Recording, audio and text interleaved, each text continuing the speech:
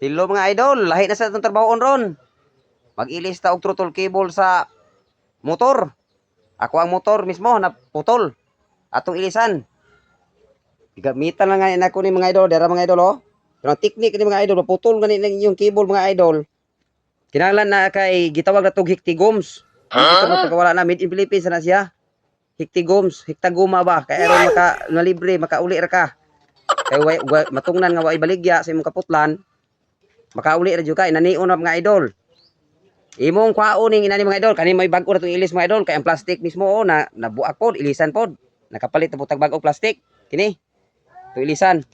Teknik ani mga idol, imo ning kwaon ning putaw ani mga idol, dayon ang cable mo oy na nabilin dire, di mo na imong ibaat dire, dapita. Kinahanglan na jud ka aning hiktigoms, magdadala jud ka sa imong yubak og hiktigoms kanang guma kay aron na kay kahikot. Kay aron makauli. Oh, di ba? Uy, ayos kayo. Kung naning ilisan mga idol. Tangon na to ni. Pero di na ta magamit aning hiktigoms kay temporary ra man ni siya. Pero ayos kayo. Kauli juga bisan pag layo-layo pa imong gikuanan, gikanan. Pwede ra kam kauli.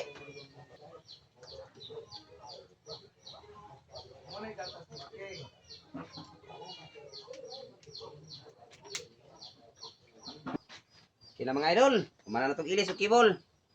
Ilisan na ito ang hiktigoms. Nga itong gamit, kapait mo tagbago. Ito na nataod. Tingnan na itong paandar. Okay na ba? Di ba ma-wild? Okay. Ayos!